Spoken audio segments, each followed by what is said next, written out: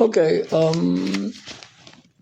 Education Watch published in the Cape August, the 20th of June 2019, Steps to Develop Independence of Schools. The following are realities that will be difficult to accept. Our Constitution enacts that a child's best interest be prioritized in every matter concerning the child. Education Act.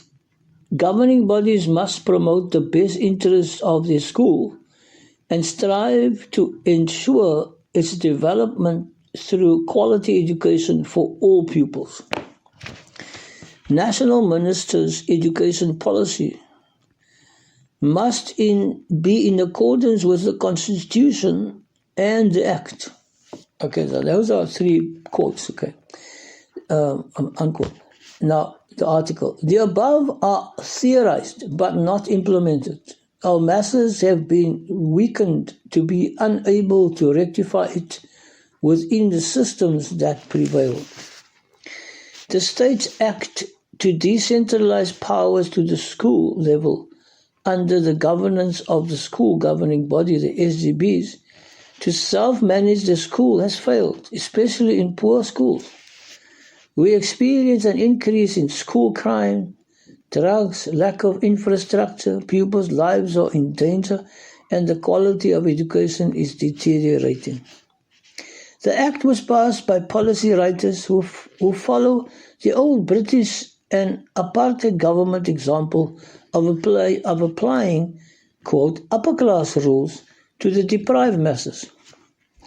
Poorer schools cannot govern themselves effectively because the SGBs are hamstrung by socio-economic and financial constraints. The elite, for whom Eurocentric policies ensure their upkeep, have been able to manage their own schools well and have been able to pay competitive salaries to their SGB-appointed staff. Some have more SGB-appointed staff members than state-paid teachers. This is due to large school fees and attracting talented pupils from poor areas with special rates and opportunities. It further depletes the poor areas of talent and in the process perpetuates a class divide. It feeds debt and economic enslavement through the idealization of Western education as the advancement of civilization, quote. This myth has become evident to us, but we are too scared to admit it because of social pressures. Without proper education, positions of power create the oppressive culture of subordination. This is the real plan of the elite financiers using promotion of Western education for future success. So how does this affect us? Going to school for a future is a dead end for the masses because the jobs have been taken. Hence a higher unemployment rate among the youth, including graduates and PhDs.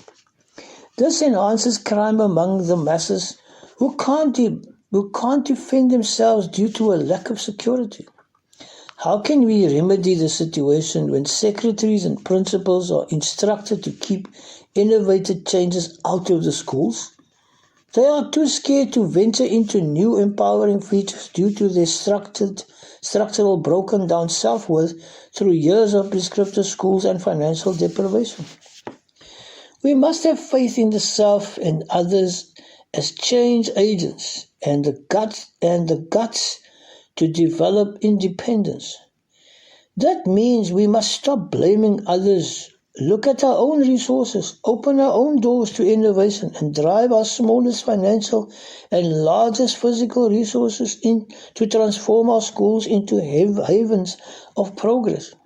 Even the criminals will transform because they will see a community becoming interdependent and empowered. These strategies need to be welcome. There is an important need to create self-protection strategies for all at school.